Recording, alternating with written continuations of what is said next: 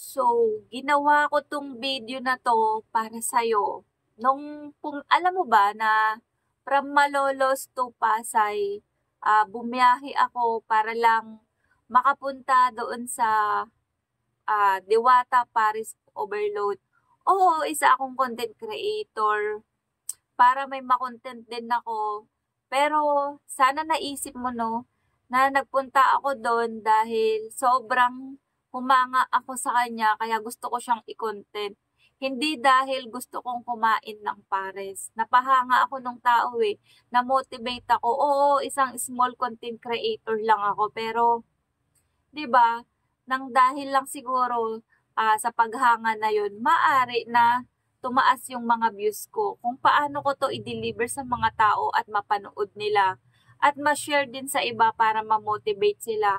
Pero ikaw na nag-comment nung simula pa lang na sinubaybayan ko talaga yung mga comment mo. Grabe ka naman. Ginatasan si Diwata, ako?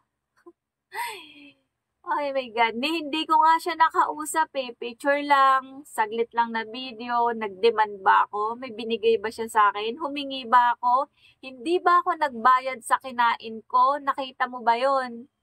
Grabe, napakadali naman sa'yo yung mag-comment ng gano'n. Ta's nag-upload ako ulit, sana in-unfollow mo na lang ako, idol. Alam mo, in-stalk kita, eh. Ayokong magsalita ng hindi maganda kasi it's not good for me, nakaka-stress lang. Hindi ka nakakatulong, nakaka-down ka pa.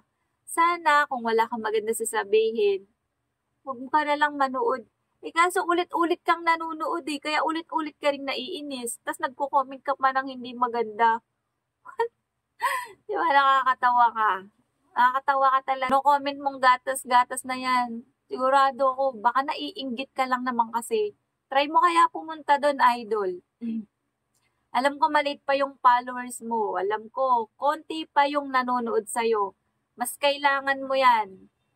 Pero kapag nag-upload ka, hindi kita ibabash. Hindi ako magko-comment ng katulad ng ginagawa mo.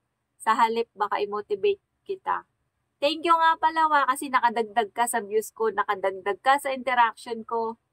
And sana hindi mo pagdaanan yung pinagdadaanan namin na nababash ng ibang tao. Ikaw nga eh, di ba? Bakit ginustong maging content creator? Kasi meron ka ring gustong maging, meron ka ring gustong tularan. Kaya lang in denial ka kasi di ba? Hindi mo yan kaya ng ikaw lang mismo. Meron at merong tao na gagamitin si Lord para ma-motivate ka at maiintindihan mo rin yan kapag andito ka na sa sitwasyon ko. Sige, go lang, idol. Huwag ka nang mambasya, huwag ka na ring manood kung maiinis ka lang.